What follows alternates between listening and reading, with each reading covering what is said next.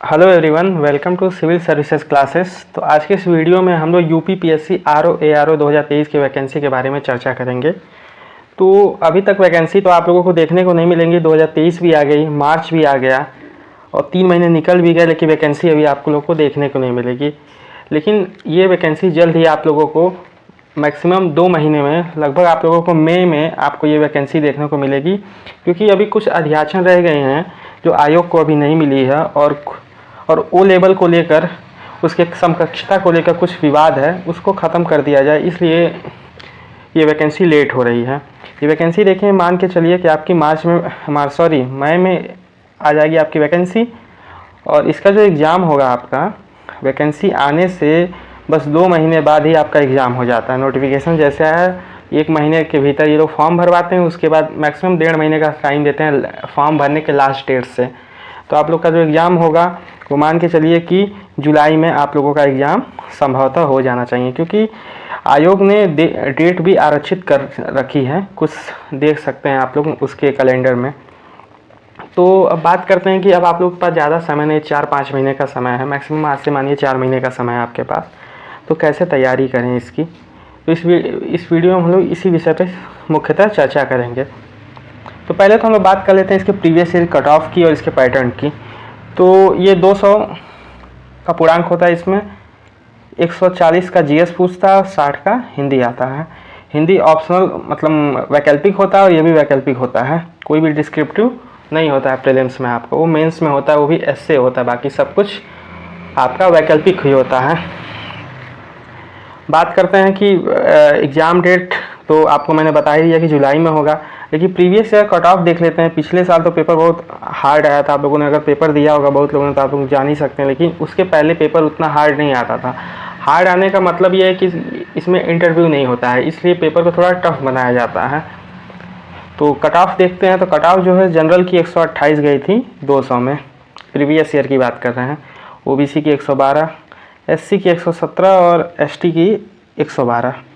मान के चलिए अब की बार भी आपका 130 से 135 कट ऑफ हुई है। कंपटीशन बढ़ रहा है, जितने बच्चे पीसीएस की तैयारी कर रहे हैं वो भी आरओ एआरओ का एग्ज़ाम दे रहे हैं, जो आईएएस की तैयारी कर रहा है वो भी आरओ का एग्ज़ाम दे रहा है। ये जो आरओ का एग्ज़ाम होता है बहुत प्रेस्टिजियस जॉब होती है, इसलिए इसका एग्ज़ाम सब लोग दे रहे हैं। सिलेबस की बात करें तो किस किस टॉपिक पे हम लोग फोकस करें कि आसानी से हम लोगों का प्रीलिम्स क्लियर हो जाए और कम टाइम में स्मार्ट तरीके से तैयारी करें हम।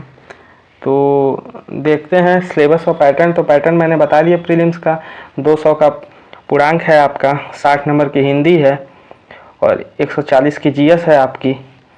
और मेंस का आपको बता देते हैं, मेंस 400 का पूर्णांक होता है, इसमें 100 नंबर हिंदी कन्वेंशनल पूछता है, जिसमें आपका अनसीम पैसेज होता है, कुछ पत्र लेखन होता है, कुछ शब्दावलियाँ होती है जो इसे कन्वर्ट करना रहता है हिंदी से इंग्लिश में, इंग्लिश से हिंदी में, कुछ कंप्यूटर्स के क्वेश्चन होते हैं, मुहावरे के क्वेश्चन होते हैं, ये सारे 100 नंबर के होते हैं।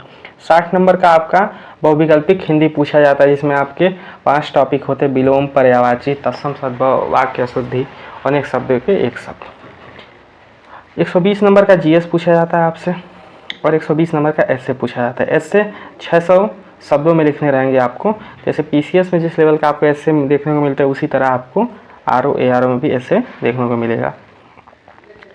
अब बुक लिस्ट की बात कर ले रहे हैं और जीएस के सब्जेक्ट की। तो करंट अफेयर सबसे ज़्यादा फोकस करने की जरूरत की, कि यहाँ से क्वेश्चन चाहे पीसीएस का कोई भी एग्ज़ाम हो, यूपी पीएससी आयोग का, वो करंट अफेयर पर ज़्यादा फोकस कर रही है। तो पीसीएस का भी आप लोगों ने एग्ज़ाम दिया होगा बहुत लोगों ने, तो वो जान रहे कि करंट अफेयर का कितना रोल है। आप लोग इसके लिए ई दृष्टि की बुक आती है या घटनासार आती है 6 मंथ की, ये एग्ज़ाम से लगभग 15-20 दिन पहले आ जाती है, उसको बढ़िया से पढ़ लीजिए आप लोग आराम से। यहाँ से 20-22 क्वेश्चन तो आप आराम से कर लेंगे, 25-30 क्वेश्चन में से। यूपी स्पेशल के लिए आप लोग घटना चक्र और पूर्वालोकन देख सकते हैं, घटना चक्र का आपका आराम से हो जाएगा। अगर किसी के पास टाइम है तो इसका यूपी स्पेशल की एक बुक आती है मार्केट में, बहुत से परीक्षावाड़ी की आती है, यूथ कंपटीशन की आती है, बहुत सी बुक आती है, वहाँ से आप देखें, क्योंकि इसका रोल बहुत ज़्यादा है। यहाँ पे आरओ एआरओ में इसके क्वेश्चन बहुत आते हैं, लगभग 15 क्वेश्चन तक आ जाते हैं। रीजनिंग का फिक्स है, जो लोग थोड़ा मैथ बैकग्राउंड के है, जो इंजीनियरिंग जिन्होंने कर रखा है, उनके लिए सबसे आसान पार्ट होता है। यहाँ से 15 क्वेश्चन वो लोग फिक्स कर ले, क्योंकि रीजनिंग के बहुत आसान क्वेश्चन आते हैं। आप प्रीवियस ईयर सॉल्व करके ये सारे क्वेश्चन आप हैंडल कर सकते हैं। साइंस की बात करते हैं साइंस के लिए आप लोग लूसेंट पढ़ लीजिए। लूसेंट या तो आप जीके वाला लूसेंट पढ़ लीजिए, अगर आप लोगों के पास टाइम है तो आप लोग जो लूसेंट की एक अलग से साइंस की आती है आप उसे देख सकते हैं। ज़्यादातर साइंस में आपका बायो से क्वेश्चन ज़्यादा आता है, बाकी और कहीं से क्वेश्चन ज़्यादा आता नहीं है। और उसके बाद आप लोग घटना चक्र पूर्वालोकन सॉल्व कर लीजिए, आपका तैयारी हो जाएगा साइंस का। पॉलिटी में घटना चक्र सिर्फ पढ़ लीजिए, इससे ज़्यादा क्वेश्चन आता नहीं कि बस डायरेक्टली इसमें आर्टिकल्स पूछ लेते हैं। आप अगर घटना चक्र नहीं करते हैं तो आप भी इसे लूसेंट से क्लियर कर सकते हैं। इंडियन नेशनल मूवमेंट पढ़िए आप बिपिन चंद्रा से, और किसी ने स्पेक्ट्रम पढ़ रखा है तो और अच्छी बात है, स्पेक्ट्रम देख लीजिए और घटना चक्र जरूर, क्योंकि देखिए प्रीवियस ईयर क्वेश्चन देखना बहुत ज़रूरी है। आयोग के जितने भी एग्जाम है उत्तर प्रदेश लोक सेवा आयोग के, वो ज़्यादा फैक्चुअल क्वेश्चन ज़्यादा पूछते हैं और कंसेप्चुअल क्वेश्चन बहुत कम पूछा जाता है उसमें, तब 80% फैक्चुअल क्वेश्चन ही होते हैं। ज्योग्राफी की बात करते हैं, ज्योग्राफी के लिए एक ही बुक होती है आपके लिए, एनसीईआरटी सबसे बेस्ट बुक होती है, और घटना चक्र साथ में आप सॉल्व करिए। इकोनॉमिक्स से लूसेंट पढ़ लीजिए और घटना चक्र, अगर इकोनॉमिक थोड़ा सा और आपको डीपली पढ़ना है, वैसे इकोनॉमिक्स से ज़्यादा सा करंट से रिलेटेड क्वेश्चन आता है, नहीं तो आप रमेश सिंह पढ़ सकते हैं या संजीव वर्मा, बट उस मैं बिल्कुल रिकमेंड नहीं करूँगा कि आप लोग इसको पढ़िए, आप लोग लूसेंट से पढ़ सकते हैं इसको, इकोनॉमिक्स को।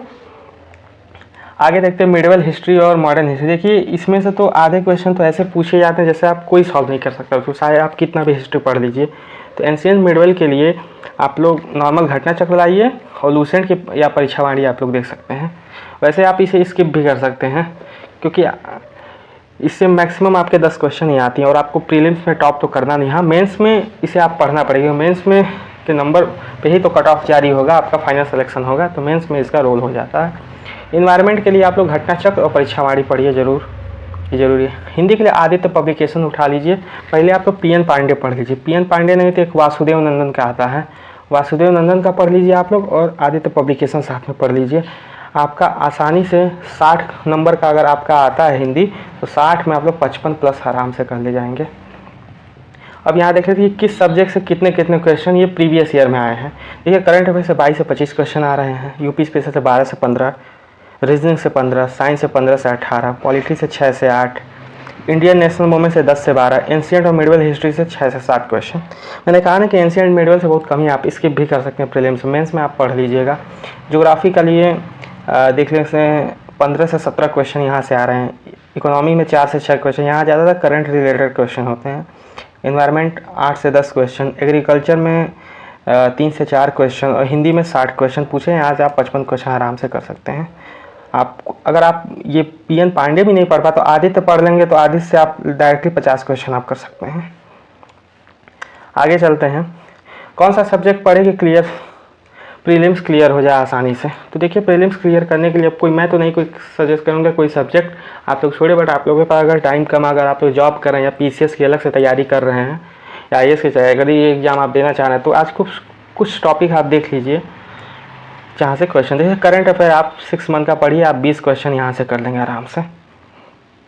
यूपी स्पेशल से 15 क्वेश्चन, रीजनिंग से 15 क्वेश्चन, साइंस, ये देखिए जो ये क्रम मैंने बना रखा है आप इसी क्रम से पढ़ लीजिए। पॉलिटी से 6 क्वेश्चन, जिन सब्जेक्टों मैंने हाईलाइट किया सिर्फ ये सब्जेक्ट आप पढ़ के, इतने सब्जेक्ट पढ़ के आप लगभग देखिए 55 क्वेश्चन यहाँ से कर लेंगे।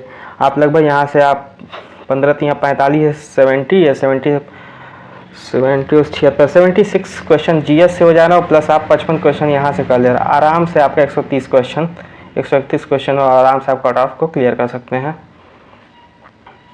तो आगे देखते हैं आरओ एआरओ की सैलरी क्या होती है। सैलरी के बारे में आप लोग बहुत पूछते हैं, तो सैलरी में देख लीजिए कि आरओ की जो सैलरी 4800 ग्रेड पे की, ये 5400 पे बात चल रही है अभी सचिवालय में कि इसको 5400 का पोस्ट है, क्योंकि ये देखिए गेस्टेड पोस्ट होती है और ग्रुप बी की पोस्ट होती है, इसलिए इसे 5400 का करना जरूरी है। और ये नॉन गेस्टेड होती है, लेकिन इसकी सैलरी भी 4800 पे करने की चर्चा सचिवालय में चल रही है। जल्द ही हो सके आप लोग जब तक नियुक्त होंगे इस सचिवालय में, तब तक आपकी सैलरी 5400 और 4800 ग्रेड पे हो जाए।